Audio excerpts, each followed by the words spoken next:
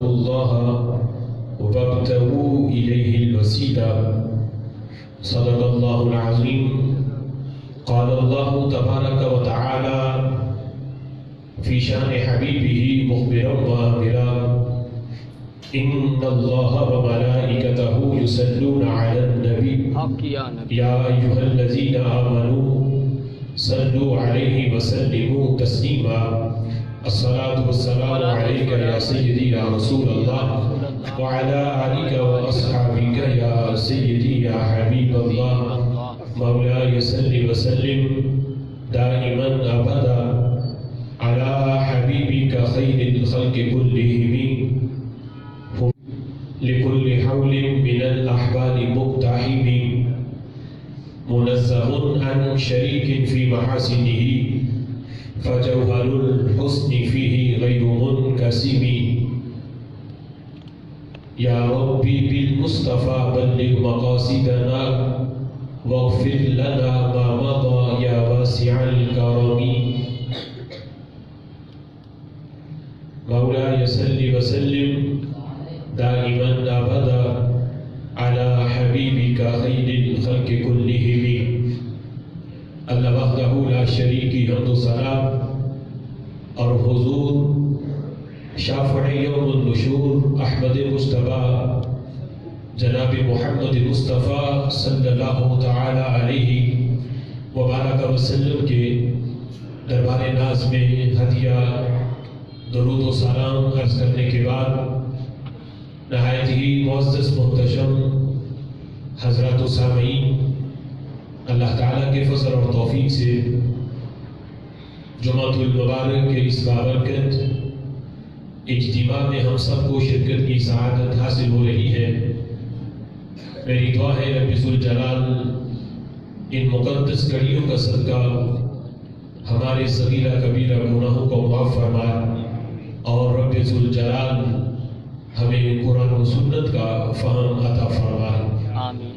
آج کے جمعۃ المبارک میں میری گفتگو کا موضوع ہے وسیلہ قرآن و سنت کی روشنی میں. سبحان اللہ. میری دعا ہے رب ذوالجلال ہمیں حق سن کر اس پیغام کو آگے تک پہنچانے کی توفیق عطا فرمائے. حضرات محترم، نبی مکرم شفیع معظم صلی اللہ تعالی علیہ وسلم نے جو اپنے صحابہ کو دین دیا، جو تعلیمات ان کے ذریعے ہم تک پہنچی ہیں، ان تعلیمات کی روشنی میں یہ بات بالکل آیا ہے کہ رب ذوالجلال کے دربار میں اللہ تعالیٰ کے نیک بندوں کا، انبیاء کا، اولیاء کا وسیلہ پیش کر کے اللہ تعالیٰ سے مانگنا، دعا کرنا، یہ کڑا ہوا عقیدہ نہیں بلکہ قرآن و سنت سے پڑا ہوا عقیدہ ہے. وسیلہ کا معنی جو ہے یہ ہمارے ذہنوں میں ہونا چاہیے کہ وسیلہ کسے کہا جاتا ہے. چونکہ پورے موضوع کا دار و مدار اس کے معنی کو سمجھنے میں ہے، تو تفسیر ابن عباس میں وسیلے کا یہ معنی بیان کیا گیا کہ وسیلہ وہ چیز ہے جس کے ذریعے مقصود کو حاصل کیا جاتا ہے. وسیلہ وہ چیز ہے کہ جس کے ذریعے مقصود تک پہنچا جاتا ہے، مقصود کو حاصل کیا جاتا ہے. ایک اور معنی بھی اس میں بیان کیا گیا کہ وسیلہ جنت کے اندر وہ مقام بھی ہے کہ جو رب ذوالجلال اپنے محبوب صلی اللہ تعالی علیہ وسلم کو عطا فرمائے گا. اذان کے بعد جو دعا ہم پڑھتے ہیں آتی محمد الوسیلہ، وہاں بھی جو وسیلے کا لفظ آیا تو اس سے مراد وہ جنت کا وہ مقام ہے جو خلق کائنات جل جلالہ صرف اپنے محبوب صلی اللہ تعالیٰ علیہ وسلم کو عطا فرمائے گا، لیکن بیان آگے یہ کیا گیا اس آیت کے تحت کہ یہاں یہ والا معنی مراد نہیں ہے، بلکہ اس مقام پر یہ والا معنی مراد ہے کہ رب ذوالجلال کے دربار میں کسی ذات کا وسیلہ پیش کر کے اس سے مانگا جائے۔ تو آیت کریمہ کے اندر جو لفظ وسیلہ کا لفظ استعمال ہوا ہے تو اس سے یہ والا معنی مراد ہے۔ ابتدائی طور پر وسیلے کی دو قسمیں ہیں، ایک ہے اعمال صالحہ کا وسیلہ اور ایک ہے ذوات فاضلہ کا وسیلہ۔ اعمال صالحہ جیسے نماز ہے، روزہ ہے، حج ہے، زکوٰۃ ہے، کہ یہ اعمال کر کے رب ذوالجلال کا قرب حاصل کرنا، اللہ تعالیٰ کی بارگاہ میں کسی نیک عمل کا وسیلہ پیش کرنا کہ اللہ میں نے یہ عمل کیا، تجھے اس عمل کا واسطہ میری یہ حاجت پوری کر دے۔ تو اعمال صالحہ کا وسیلہ اس میں کسی کا اختلاف نہیں ہے، لیکن آج جو ہمارا موضوع ہے یہ اعمال صالحہ کے لحاظ سے نہیں، چونکہ اس کا منکر کوئی نہیں، سارے لوگ اعمال صالحہ کے وسیلے کے قائل ہیں، لیکن ہمارا جو موضوع ہے وہ ہے ذوات فاضلہ کا وسیلہ رب کے دربار میں پیش کرنا، کسی نبی کا، رسول کا یا کسی ولی کا یا نیک بندوں کا وسیلہ رب ذوالجلال کی بارگاہ میں پیش کر کے دعا کرنا۔ تو یہ اختلافی موضوع ہے جو منکرین اس کا رد کرتے ہیں کہ کسی ذات کا وسیلہ پیش کر کے رب سے مانگا جائے تو یہ معاذ اللہ جائز نہیں ہے، یہ شرک ہے۔ رب ذوالجلال کو یہ ضرورت نہیں کہ اس کے سامنے تم لوگوں کو نام لے کے اللہ سے مانگو، اللہ براہ راست سنتا ہے، لہذا کسی کا حوالہ دے کر مانگنا یہ شرک ہے۔ اور بتوں والی وہ ساری آیات کہ جس میں رب ذوالجلال نے بتوں کو پکارنا یہ منع کیا گیا اور اس کو شرک کہا گیا، وہ ساری آیات آج اس پہ لگائی جا رہی ہیں۔ لیکن قرآن و احادیث کی روشنی میں چند حوالہ جات آپ کے سامنے رکھوں گا جس سے یہ بات روز روشن کی طرح واضح ہوگی کہ اللہ کے انبیاء، اولیاء اور نیک بندوں کا وسیلہ رب کے دربار میں پیش کرنا یہ کوئی شرکی عقیدہ نہیں ہے، بلکہ قرآن و سنت کے عین مطابق ہے۔ قرآن مجید فرقان حمید کی یہ آیت کریمہ جس میں رب ذوالجلال فرماتا ہے اے ایمان والو اللہ سے ڈرو اور اللہ کی طرف وسیلہ تلاش کرو، یہاں اللہ نے حکم دیا کہ میرے دربار میں تک رسائی کے لیے، میرا قرب حاصل کرنے کے لیے وسیلہ تلاش کرو۔ تو لوگ کہتے ہیں کہ یہاں وسیلہ اس سے مراد اعمال صالحہ کا وسیلہ ہے، ذوات فاضلہ کا وسیلہ نہیں۔ حالانکہ آیت کریمہ میں اگر غور کیا جائے تو اس سے اعمال صالحہ کا ذکر تو اللہ نے پہلے کر دیا، یا ایھا الذین آمنوا اتقوا اللہ، اے ایمان والو تقوی اختیار کرو، اللہ سے ڈرو۔ تو تقوی اختیار تب ہوگا جب بندہ نمازی ہوگا، متقی بندہ تب بنے گا جب وہ روزے دار بھی ہوگا، متقی تب بنے گا جب وہ بندہ حاجی ہو، حج بھی کرے، زکوٰۃ بھی دے، نماز بھی پڑھے، روزہ بھی رکھے، تب جا کے آیت کریمہ کے اتنے جز کے اوپر عمل ہوگا۔ اے ایمان والو اتقوا اللہ، تقوی اختیار کرو، اللہ سے ڈرو۔ رب ذوالجلال نے اعمال صالحہ کا ذکر تو یہیں تک کر دیا، آگے جس وسیلے کا رب ذوالجلال تلاش کرنے کا آرڈر دے رہا ہے تو وہ اعمال صالحہ کی بات ہی نہیں، بلکہ وابتغوا الیہ الوسیلہ، اعمال صالحہ کی بات ہو چکی، اب میری ذات تک قرب حاصل کرنے کے لیے کسی ایسی ذات کو تلاش کرو جس کا براہ راست میرے دربار میں اس کا تعلق ہو، براہ راست مجھ تک اس کی رسائی ہو، اس کا وسیلہ پیش کر کے مجھ سے مانگو، میں تمہاری حاجات کو پورا فرما دوں گا۔ اتقوا اللہ، اس میں ہمارے صالحات کا بیان ہو چکا۔ رب ذوالجلال آگے وابتغوا الیہ الوسیلہ میں یہاں ہمارے صالحات کے وسیلے کی بات نہیں ہے، بلکہ ذوات فاضلہ کے وسیلے کی رب ذوالجلال اس کا حکم ارشاد فرما رہا ہے۔ قرآن مجید فرقان حمید میں دوسرے مقام پر خالق کائنات جل جلالہ نے دعا مانگنے کا طریقہ بھی بیان کیا، اور جس وقت رسول اللہ صلی اللہ تعالیٰ علیہ وسلم سے رب ذوالجلال نے یہ فرمایا وَإِذَا سَأَلَكَ عِبَادِي عَنِّي فَإِنِّي قَرِيبٌ، اے محبوب جب میرے بندے آپ سے میرے بارے میں سوال کریں، میرا پتہ پوچھیں، میرے بارے میں سوال کریں، فَإِنِّي قَرِيبٌ، تو پھر میں قریب ہوں۔ حالانکہ سوال کرنے سے پہلے بھی تو اللہ ہر بندے کی شان سے بھی زیادہ قریب ہے، لیکن اللہ فرماتا ہے وَإِذَا سَأَلَكَ عِبَادِي، محبوب جب میرے بندے آپ سے پوچھیں رب کہاں ہے، رب کا پتہ کیا ہے، تو فَإِنِّي قَرِيبٌ، جب محبوب تیرے تک آ جائیں گے پھر مجھے دور نہیں پائیں گے۔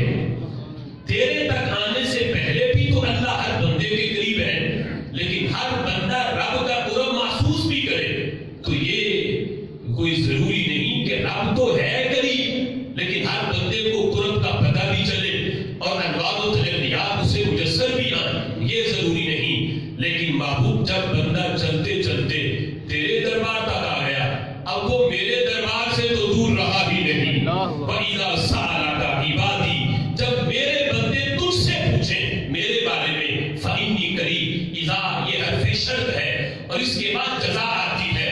اللہ فرمانا چاہتا ہے شرط ہو تو پھر جزا پائی جاتی ہے، اگر شرط نہ ہو تو جزا بھی نہیں ہوتی۔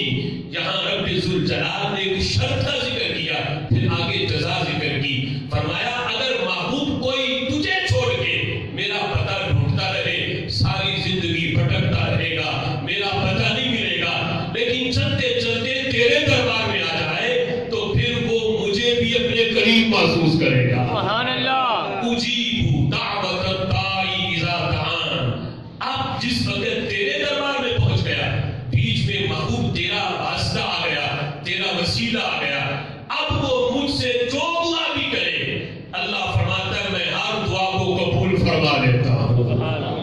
یہاں رب ذوالجلال نے نبی مکرم شفیع معظم صلی اللہ تعالیٰ علیہ وسلم کی ذات گرامی کو وسیلہ بنانا اور واسطہ بنانا، اس کا یہ درس دیا ہے کہ مجھ سے وہ دعائیں جو بغیر میرے نبی کے واسطے کے کی جائیں، وہ اگرچہ میں سنتا ہوں، میں تو دل کے اندر پیدا ہونے والی بات کو بھی جانتا ہوں، سنتا ضرور ہوں، لیکن سن کے قبول کروں یہ ضروری نہیں ہے، لیکن جب واسطہ میرے نبی کا آ جا، ان کا وسیلہ آ جا، اللہ فرماتا ہے اجیب دعوت الداعی اذا دعان، پھر جب بھی مانگے وہ میرے نبی کا وسیلہ بیچ میں، جب بھی مانگے گا میں ہر دعا کو قبول فرما لوں گا۔ سبحان اللہ۔ اب دیکھو خالق کائنات جل جلالہ نے قرآن مجید فرقان حمید میں تیسرے مقام کے اندر سورہ بقرہ میں جس وقت مشورہ کیا فرشتوں سے، اللہ فرماتا ہے وَإِذْ قَالَ رَبُّكَ لِلْمَلَائِكَةِ إِنِّي جَاعِلٌ فِي الْأَرْضِ خَلِيفَةً، محبوب یاد کرو وہ وقت جب رب ذوالجلال نے فرشتوں کو کہا کہ تمہارا رب زمین پہ خلیفہ بنانے والا ہے، اللہ چاہتا ہے زمین میں اپنا ایک خلیفہ بنا، ایک نائب بنا ہے۔ اب جس وقت یہ محض مشورہ ہی نہیں تھا بلکہ قرآن کہتے ہیں اللہ نے خلیفہ بنایا بھی، اپنا نائب اللہ نے مقرر بھی کیا، اپنی خلافت رب ذوالجلال نے عطا بھی کی، حضرت آدم علیہ السلام کو رب ذوالجلال نے خلیفہ بنایا۔ اب خلیفہ یہ بنانے کی چند وجوہات ہیں کہ جب بندہ کسی کو خلیفہ بنائے تو اس کی پہلی وجہ یہ ہے کہ جو خلیفہ بنا رہا ہے اس نے آنے والے وقت میں فوت ہو جانا ہے، تو ضرورت ہے کہ جب میں فوت ہو جاؤں میرے پاس ساری ذمہ داری اس کے کندھوں پہ آ جائے اور یہ معاملہ چلا۔ اب رب ذوالجلال تو حی القیوم ہے، وہ تو فوت ہونے سے پاک ہے، وہ تو زندگی بھی دیتا ہے، موت بھی دیتا ہے۔ رب ذوالجلال تو موت سے پاک ہے، اس پہ تو یہ وقت آنا ہی نہیں۔ رب ذوالجلال حی ہے، قیوم ہے، تو لہٰذا یہ وجہ بھی خلیفہ بنانے میں نہیں تھی۔ دوسری وجہ خلیفہ بنانے کی یہ بھی ہے کہ بندہ اس لیے خلیفہ بناتا ہے کسی کو کہ اس سے نظام نہیں چل رہا، تو وہ چاہتا ہے کہ میں کسی کو خلیفہ بھی بنا دوں تاکہ نظام چلانے میں یہ میری مدد کرے۔ اب رب ذوالجلال کا یہ نہیں کہ وہ نظام چل نہیں رہا تھا معاذ اللہ، اس لیے اسے حاجت پیش آئی خلیفہ بنانے کی۔ اللہ تو کن کہے تو سب کچھ ہو جاتا ہے، اسے کسی خلیفے کا وہ محتاج نہیں ہے، ساری کائنات اس کی محتاج ہے، اللہ کسی کا محتاج نہیں۔ اس یہ وجہ بھی خلیفہ بنانے میں جو موجود نہیں تھی۔ تیسری وجہ خلیفہ بنانے کی یہ ہوتی ہے کہ بندہ اس لیے خلیفہ بناتا ہے کہ اس کو کبھی کبھی آرام بھی کرنا پڑتا ہے، تو وہ خلیفہ بنا دیتا ہے کہ جب میں آرام کروں تو اس وقت یہ معاملات کو دیکھے، اس وقت میرا یہ نائب ہو۔ تو وہ ذات جسے لا تأخذہ سنۃ ولا نوم، جسے نہ اونگ آتی ہے نہ نیند آتی ہے، وہ تو نیند سے پاک، وہ اونگ سے پاک۔ لہٰذا یہ وجہ بھی یہاں خلیفہ بنانے کی نہیں تھی۔ خلیفہ بنانے کی چوتھی وجہ یہ ہوتی ہے کہ جو بندہ کسی کو خلیفہ بناتا ہے اسے کسی دورے پہ جانا پڑتا ہے، تو وہ اس لیے خلیفہ بناتے ہیں کہ جب میں کسی دورے پہ چلا جاؤں تو پیچھے یہ نظام دیکھے۔ تو رب ذوالجلال تو آنے جانے سے پاک ہے، کوئی جگہ ایسی ہے ہی نہیں کائنات میں جو اس کی نظر سے چھپی ہوئی ہو اور اس کو کسی جگہ جانا پڑے اور پیچھے کے معاملات چلے نہ، ایسا بھی یہاں پر وجہ موجود نہیں ہے۔ تو یہ چار وجہ ہیں خلیفہ بنانے کی۔ امام غزالی رحمۃ اللہ علیہ لکھتے ہیں ان چار وجوہات میں ایک وجہ بھی خلیفہ بنانے میں نہیں تھی۔ اللہ محتاج نہیں تھا، اللہ نے خلیفہ بنایا ہے اپنی مخلوق کی محتاجگی کی وجہ سے۔ اللہ محتاج نہیں، مخلوق محتاج تھی، اس لیے کہ اللہ فیض دینا چاہتا ہے، مخلوق رب سے فیض لینا چاہتی ہے، بیچ میں ربط کوئی نہیں تھا۔ اللہ نور ہے، مخلوق ظلمت ہے، کوئی ربط ہی نہیں، کوئی تعلق ہی نہیں تھا۔ اللہ نے خلیفہ بنایا کہ جو نبی ہونے کے لحاظ سے رب سے فیض لے اور بشر ہونے کے لحاظ سے مخلوق میں فیض کو تقسیم بھی کرے۔ نعرہ تکبیر، نعرہ رسالت، نعرہ تحقیق، لبیک لبیک۔ رب ذوالجلال نے اس وجہ سے کہ مخلوق محتاج ہے، اللہ نے خلیفہ بنایا مخلوق کی محتاجگی کی وجہ سے کہ مخلوق کی محتاجگی دور ہو۔ اب وسیلہ رب کے دربار میں پیش کرنا یہ خلیفہ کی صرف ایک جہت ہے، خلیفہ ہے ہر لحاظ سے، اور جس کو رب کے دربار میں وسیلہ بنایا جائے یہ ہے ایک لحاظ سے رب کا نائب، ایک لحاظ سے۔ تو جب خلیفہ بنانے میں رب کی توحید میں فرق نہیں پڑتا تو رب کے دربار میں کسی کو وسیلہ بناؤ تو اس سے بھی رب کی توحید میں فرق نہیں پڑے گا۔ خلیفہ رب نے خود بنایا تو اللہ کی توحید پہ فرق نہیں آیا۔ رب ذوالجلال وحدہ لا شریک ہے، کوئی توحید پہ آنچ نہیں آئی، توحید میں کوئی فرق نہیں پڑا۔ جب خلیفہ بنانے سے فرق نہیں پڑتا تو وسیلے میں تو خلیفے کی صرف ایک جہت پائی جاتی ہے، لہذا رب کے دربار میں کسی نبی کا ولی کا وسیلہ پیش کریں تو اس سے بھی رب ذوالجلال کی توحید میں کوئی فرق نہیں پڑتا۔ ابھی سلسلہ میں ایک اور مقام آپ کے سامنے رکھتا ہوں، سورہ بقرہ میں آیت نمبر 99 ہے۔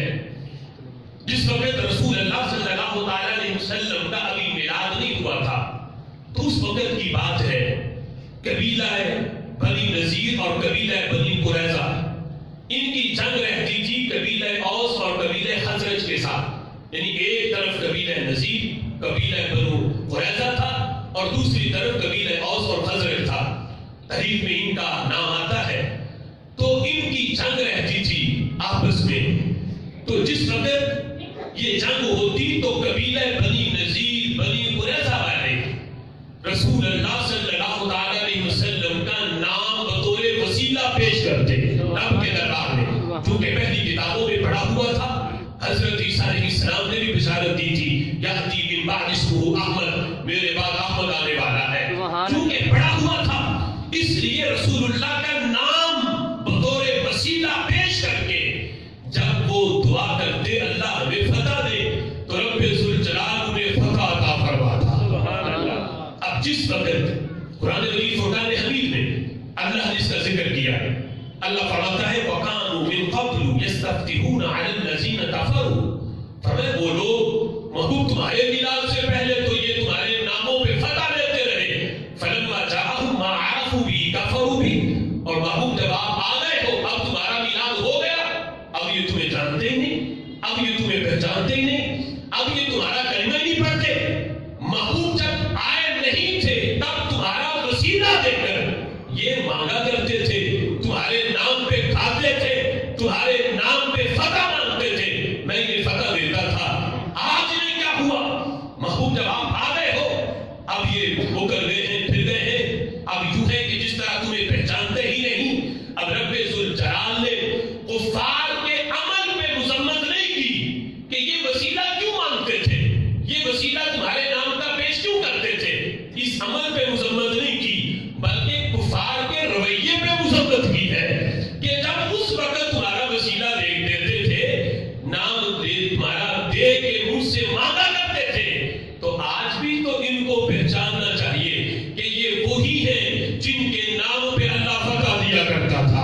آج تمہیں بھول کیوں گئے؟ رب ذوالجلال ان کے عمل پر مذمت نہیں کر رہا، عمل ان کا ٹھیک ہے، وسیلہ دے کے مانگنا یہ ٹھیک ہے. رب ذوالجلال نے اس کی مذمت نہیں کی، ان کے آگے رویے کی مذمت کی ہے کہ جب اس وقت یہ تمہیں جانتے تھے، وسیلہ تمہارا دیتے تھے، تو آج بھی ان کو پہچاننا چاہیے. قرآن مجید فرقان حمید کا یہ مقام بھی اس حقیقت کو واضح کر رہا ہے کہ جب رسول اللہ کے میلاد سے پہلے ان کا نام بطور وسیلہ کے پیش کرنا رب کے دربار میں یہ جائز تھا، تو میلاد کے بعد آج بھی جب محبوب گنبد خضرا میں موجود ہیں تو آج بھی ان کا وسیلہ رب کے دربار میں پیش کرنا جائز ہے.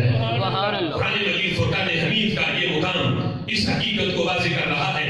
اس سلسلہ میں قرآن مجید فرقان حمید کی ایک اور آیت میں آپ کے سامنے رکھتا ہوں.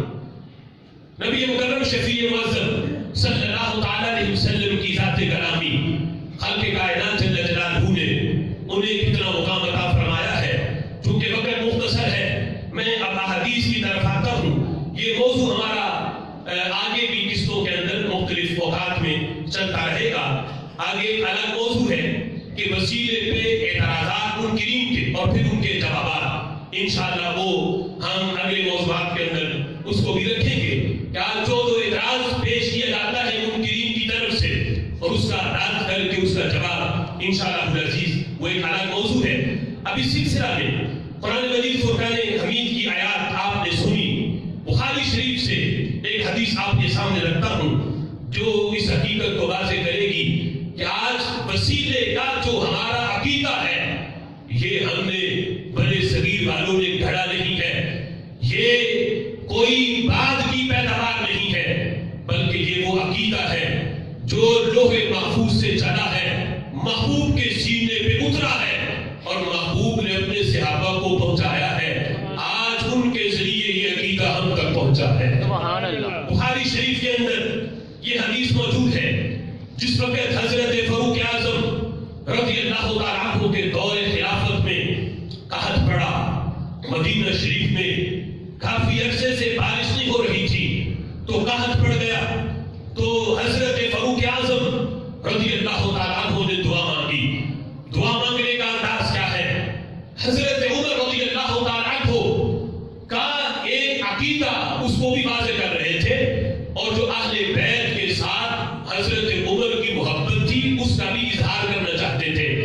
اس لیے حضرت عمر رضی اللہ تعالیٰ عنہ نے حضرت عباس جو حضور کے چچا جان ہیں ان کا وسیلہ دے کر اللہ سے دعا مانگی. الفاظ کیا ہے؟ کہنے لگے اے اللہ ہم تجھ سے تیرے نبی کا واسطہ دے کے مانگا کرتے تھے جب بھی تیرے دربار میں ہم پیش کرتے ہیں، لیکن آج میں جن کا وسیلہ پیش کر رہا ہوں وہ کون ہے؟ بِعَمِّ نَبِيِّنَا، سبحان اللہ، وہ ہمارے نبی کے چچا جان ہیں۔ میں ان کا وسیلہ پیش کر کے اللہ تجھ سے دعا کرتا ہوں، استسقا بالعباس، اے اللہ بارش نازل فرما بالعباس، حضرت عباس کے واسطے سے۔ بات جو ہے یہ واسطے کے لیے، وسیلے کے لیے آتا ہے۔ استسقا بالعباس، اے اللہ بارش نازل فرما حضرت عباس کے واسطے سے، ان کے وسیلے سے، ان کے صدقے بارش نازل کر۔ اب جس وقت حضرت فاروق اعظم رضی اللہ تعالیٰ عنہ نے دعا مانگی ہے، حدیث کے الفاظ ہیں، ادھر دعا ختم ہوئی ہے، ادھر اللہ نے بارش نازل فرما دی ہے۔ سبحان اللہ۔ اب دیکھو رب کو بھی یہ وسیلہ کتنا پسند ہے۔ اگر پسند نہ ہوتا تو بادل ہوئے بھی ہوتے، اللہ بادلوں کو دور لے جاتا کہ جب میں خود سنتا ہوں تو پھر یہ لوگوں کا نام لے لے کے مجھ سے مانگنے کی عادت کیا ہے؟ آؤ بارش، بادل پہلے تھے، ارادہ تھا میرا بارش برسانے کا، لیکن اب تم نے کسی کا واسطہ پیش کر دیا ہے، یہ مجھے قبول ہی نہیں، اب میں بارش نہیں برساؤں گا۔ تو رب پسند ہی نہ کرتا، رب ذوالجلال بارش نازل ہی نہ کرتا۔ اس وقت بادل نہیں تھے، جب دعا مانگی ہے بادل بھی آئے ہیں، اللہ نے بارش برسائی بھی ہے۔ حضرت فاروق اعظم رضی اللہ تعالیٰ عنہ سارے صحابہ کے سامنے اس انداز میں دعا مانگی ہے، اور سارے صحابہ نے دعا سن کے آمین کہی ہے۔ کسی نے اس پر اعتراض نہیں کیا، اس کا جو ہے انکار نہیں کیا۔ اس سے پتہ چلا صرف حضرت عمر کا ہی نہیں بلکہ سارے صحابہ کا اجماعی عقیدہ ہے، رسول اللہ تو رسول اللہ رہے، جن سے ان کی نسبت ہو جائے ان کا واسطہ دے کے بھی دعا مانگی جا سکتی ہے۔ آج جس وقت یہ حدیث چونکہ بخاری میں ہے، سند پہ اعتراض کوئی نہیں، سند بھی بڑی پاورفل ہے، تو حدیث کا انکار وہ لوگ کر نہیں سکتے، تو پھر جواب کیا دیتے ہیں؟ کہتے ہیں دیکھو جو بندہ دنیا سے چلا جائے، فوت ہو جائے، تو اس کا وسیلہ پیش نہیں کیا جا سکتا، اور اس کے دلیل پہ یہ حدیث پیش کرتے ہیں کہ حضرت عمر نے حضرت عباس کا واسطہ دے کے دعا مانگی، چونکہ رسول اللہ کا تو ظاہری وصال ہو چکا تھا، اگر ان کے واسطے سے مانگنا جائز ہوتا تو حضرت عمر جو ہے وہ رسول اللہ کا وسیلہ پیش کرتے، چونکہ انہوں نے حضرت عباس کا وسیلہ دیا، تو اس سے پتہ چلا جو دنیا سے چلا جائے اس کا وسیلہ پیش نہیں کیا جا سکتا۔ حالانکہ یہ زندوں کے وسیلے کبھی قائل نہیں ہے، لیکن یہ دلیل پیش کر کے یوں ہے کہ جس طرح دوپہر کے وقت سورج نکلا ہو تو کوئی جاہل کہتا پھرے کہ سورج نکلا ہی نہیں، سورج نکلا ہی نہیں، حالانکہ یہ حدیث بھی ہمارے عقیدے کو ثابت کرتی ہے، ان کے عقیدے کو تو ثابت کرتی ہی نہیں۔ اب سنو، حضرت عمر رضی اللہ تعالیٰ عنہ نے رسول اللہ کا وسیلہ چھوڑ کر حضرت عباس کے وسیلے سے دعا کیوں مانگی؟ تو اس پہ محدثین نے وجہ بیان کی، کہنے لگے وجہ یہ تھی حضرت فاروق اعظم رسول اللہ کے وسیلے سے بھی مانگا کرتے تھے، اس پہ بھی دلائل موجود ہیں، لیکن حضرت عباس کے وسیلے سے مانگ کے حضرت عمر بتانا چاہتے تھے لوگوں ہمارے نبی تو نبی رہے، جس ذات کو یا جس چیز کو رسول اللہ سے نسبت ہو جائے ان کے واسطے سے مانگنا یہ وہ عقیدہ ہے جو رسول اللہ سے پڑا ہوا عقیدہ ہے۔ سبحان اللہ۔ حضرت فاروق اعظم رضی اللہ تعالیٰ عنہ اگر یہ بات نہ ہوتی تو یوں کہہ دیتے استسقا بالعباس، رسول اللہ کا حوالہ پیش نہ کرتے۔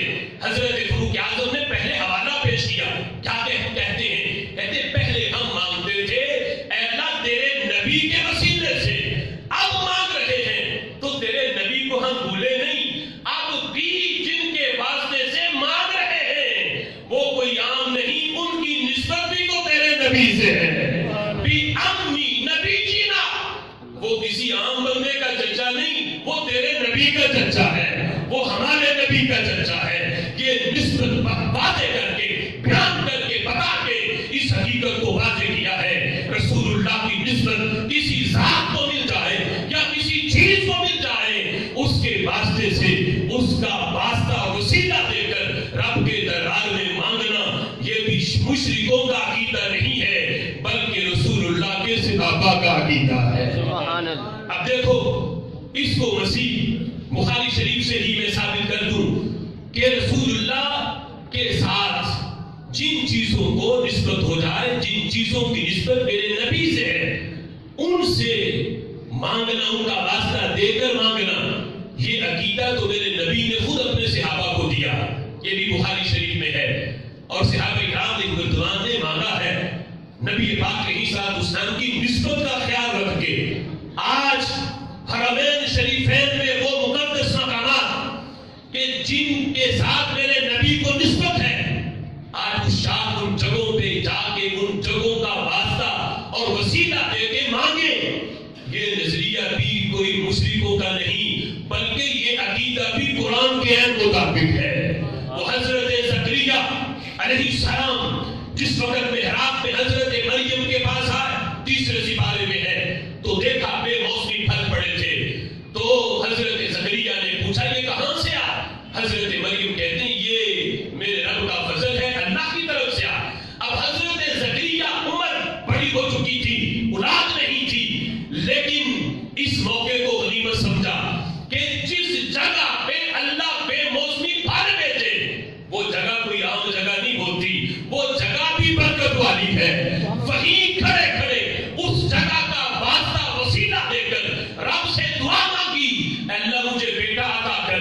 رب ذوالجلال سے دعا مانگی ہے، اللہ نے فوراً دعا کی قبولیت کا اعلان فرما دیا ہے۔ سبحان اللہ۔ اب جگہوں کو نسبت ہو اللہ والوں سے تو ان جگہوں کا واسطہ وسیلہ پیش کرنا، یہ عقیدہ بھی قرآن و سنت کے مطابق ہے۔ اب دیکھو یہ حدیث بخاری میں ہے، حضرت ابو سعید خدری رضی اللہ تعالی عنہ اس حدیث کے راوی ہیں۔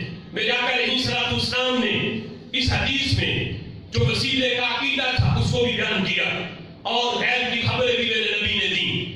فرمانے لگے میرے صحابہ، یاتی علی الناس زمان، فرمایا میرے بعد لوگوں پر ایسا زمانہ آئے گا، اور وہ زمانہ دور کا نہیں ہوگا، وہ قریب کا زمانہ ہوگا، صدیاں نہیں ابھی گزری ہوں گی، ابھی میرے بعد کا وہ زمانہ ہے لیکن قریب کا ہے۔ زمانہ آئے گا لوگوں پر ایسا کہ دو فوجیں آمنے سامنے ہوگی، ایک فوج لشکر مسلمانوں کا ہوگا، ایک کفار کا ہوگا۔ فرمایا جس وقت فوجیں آمنے سامنے کھڑی ہوں گی تو مسلمانوں کے لشکر میں سے کوئی بندہ پکار کے کہے گا، فَيُقَالُ هَلْ فِيكُمْ مَنْ صَاحَبَ رَسُولَ اللَّهِ صلی اللہ علیہ وسلم۔ کوئی کہے گا اے گروہ اسلام، اے مسلمانوں کے لشکر بتاؤ تمہارے اندر کوئی ایسا بندہ ہو جس نے رسول اللہ کا دیدار کیا ہے؟ کیا میرے نبی کا کوئی صحابی موجود ہے؟ کیا رسول اللہ صلی اللہ علیہ وسلم کا صحابی جس نے حالت ایمان میں میرے نبی کے چہرے کا دیدار کیا ہے، کیا وہ موجود ہے؟ میرے آقا فرماتے ہیں اس وقت اعلان ہوگا، فَيَقُولُونَ نَعَمْ، ڈھونڈتے ڈھونڈتے ایک بندہ مل جائے گا، زمانہ دور کا نہیں، ایک صحابی مل جائے گا، کہا جائے گا ہاں ایک بندہ لشکر میں موجود ہے جس نے حالت ایمان میں حضور کے روح زیبا کا دیدار کیا ہے۔ میرے نبی فرماتے ہیں جس وقت یہ بتایا جائے گا کہ ایک بندہ ہے تو حضور فرماتے اس بندے کو سامنے رکھ کے اس کے واسطے سے دعا مانگیں گے۔ کیا ہوگا؟ اگلی بات بھی میرے نبی نے غیب کی خبر دے دی، فرمایا یہ نہیں کہ واسطہ دیا ہے اب پتہ نہیں وہ اللہ قبول بھی کرتا ہے یہ نہیں، میرے نبی نے غیب کی خبر دی، فرمایا فَيُفْتَحُ لَهُمْ، رب ذوالجلال انہیں فتح عطا فرما دے گا۔ سبحان اللہ۔ انہوں نے جنہوں نے میرے صحابی کا، میری ذات تو میری ذات نہیں۔ اب دیکھو یہاں پر بھی میرے نبی نے جو نسبت ہے اپنی وہ بیان کی، من صاحب رسول اللہ، رسول اللہ کا صحابی، نسبت بیان کی، اور اس نسبت کی کہاں تک یہ نسبت کام کرتی ہے؟ میرے نبی فرماتے ہیں جس وقت وہ دعا مانگیں گے اللہ ان کو فتح دے گا۔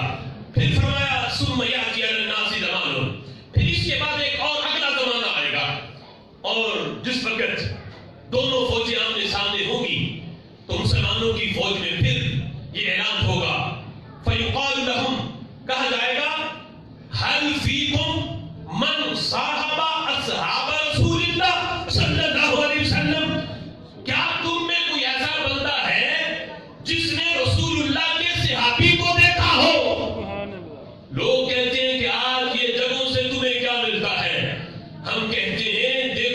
نسبت کہاں تک اثر کرتی ہے؟ سبحان اللہ. پھر پوچھا جائے گا کیا کوئی ایسا بندہ جس نے حضور کے صحابی کو دیکھا ہو، یعنی تابعین میں سے ہو، کوئی ایسا بندہ ہے؟ کہا جائے گا ہاں ایک بندہ بھی جائے گا. میرے آقا فرماتے ہیں اس بندے کو آگے رکھ کے رب سے مانگیں گے فَيُفْتَحُ لَهُمْ، اللہ انہیں بھی فتح عطا فرما دے گا. سبحان اللہ. صرف یہیں تک نہیں، ثُمَّ يَأْتِي عَلَى النَّاسِ زَمَانٌ، پھر اس کے بعد ایک اور زمانہ آئے گا، پھر دونوں فوجیں آمنے سامنے ہوں گی. اب اعلان ہوگا هَلْ فِيكُمْ مَنْ صَاحَبَ أَصْحَابَ رَسُولِ اللَّهِ، کیا تم میں کوئی ایسا بندہ ہے جس نے رسول اللہ کے دیکھنے والے کو دیکھا ہو؟ سبحان اللہ. کوئی ایسا بندہ جس نے تابعی کا دیدار کیا ہو، تابعی کو دیکھا ہو، یعنی تبع تابعی میں سے ہو. یہ تیسرا دور ہے، تبع تابعی میں سے ہو، صحابی کو نہیں، صحابی کے دیکھنے والے کو دیکھا. یہاں تک بھی نسبت کام کرے گی. جس وقت حضور فرماتے ہیں ڈھونڈنے سے ان کو ایک بندہ یہاں بھی مل جائے گا، وہ دعا مانگیں گے فَيُفْتَحُ لَهُمْ، اللہ دعا قبول کرے گا، انہیں بھی فتح عطا فرما دے گا. سبحان اللہ. تحریف کی بات نہیں کر رہا، یہ الفاظ بخاری کے ہیں. بخاری شریف کے اندر یہ الفاظ آج جو منکر ہیں وسیلے اور واسطے کے، انہیں یہ حدیث دکھا کے پوچھو کہ یہاں وسیلہ ثابت نہیں ہوتا تو اور کیا ہوتا ہے؟ فرمایا یفتح لہم، اگر فتح رب نے ویسے ہی دینی تھی تو پھر یہاں اعلان کرنے کا فائدہ کیا؟ تو اس بندے کو آگے کر کے دعا مانگنے کا فائدہ کیا؟ رب ذوالجلال کے محبوب اس حقیقت کو واضح کر رہے ہیں کہ رب ذوالجلال فتح دے گا تو میرے صحابی کے صدقے، پھر تابعی کے صدقے، پھر تبع تابعی کے صدقے رب ذوالجلال ان کو فتح عطا فرمائے گا. بخاری شریف کے اندر یہ تین طبقے بیان کیے گئے، لیکن مسلم شریف کے اندر یہی حدیث آگے پورا مضمون یہی ہے. آگے چوتھا طبقہ بھی مسلم شریف کے اندر موجود ہے. وہاں الفاظ یہ ہیں، مسلم شریف کے اندر پوری حدیث اوپر سے لے کے یہاں تک تین طبقوں تک یہی ہے. چوتھے نمبر پر امام مسلم اس کو ذکر کرتے ہیں کہ یہ اعلان بھی ہوگا، میرے نبی نے فرمایا پھر ایک اور زمانہ لوگوں پہ آئے گا، دو فوجیں آمنے سامنے ہوں گی، پھر اعلان ہوگا کوئی ایسا بندہ بھی ہے جس نے تبع تابعین میں سے کسی کو دیکھا ہو. یہ چوتھا طبقہ ہے. بخاری شریف میں یہاں تک ہے، مسلم شریف کے اندر آگے چوتھا طبقہ بھی بیان کیا کہ کوئی ایسا بندہ ہو کہ جس نے تبع تابعین میں سے کسی کو دیکھا ہو. میرے نبی فرماتے ہیں ڈھونڈتے ڈھونڈتے ان کو ایک بندہ مل جائے گا جس نے تبع تابعین میں سے کسی کا دیدار کیا ہوگا. حضور فرماتے وہ دعا مانگیں گے فَيُفْتَحُ لَهُمْ، رب ذوالجلال اس دعا کو بھی قبول فرما کے انہیں بھی فتح عطا فرما دے گا. اب دیکھو کتنا واضح عقیدہ ہے. وسیلے اور واسطے کا خالق کائنات جل جلالہ نے یہ عقیدہ جو آج ہمیں دیا ہے، ہمیں اس عقیدے پہ فخر کرنا چاہیے کہ یہ گڑا ہوا عقیدہ نہیں، یہ ایسا عقیدہ نہیں جو بعد میں چند لوگوں نے بیٹھ کے اس عقیدے کو گھڑ لیا ہو، یا 14 صدیوں کے بعد کسی اختلاف کی وجہ سے یہ عقیدہ پیش ہوا ہو، بلکہ یہ وہ عقیدہ ہے جو لوح محفوظ سے چلا ہے، محبوب کے سینے پہ اترا ہے اور آپ نے صحابہ کو دیا ہے، اور صحابہ نے یہ عقیدہ آج اہل سنت تک پہنچایا ہے. سبحان اللہ. سنیوں تمہیں اپنے سینوں پہ فخر کرنا چاہیے، تم نے سینے تنگ نہیں کیے، صحابہ کی تعلیمات کو سینہ کھول کے قبول بھی کیا ہے. سبحان اللہ. انشاءاللہ العزیز ہمارا یہ موضوع جاری رہے گا. آمین بجاہ النبی.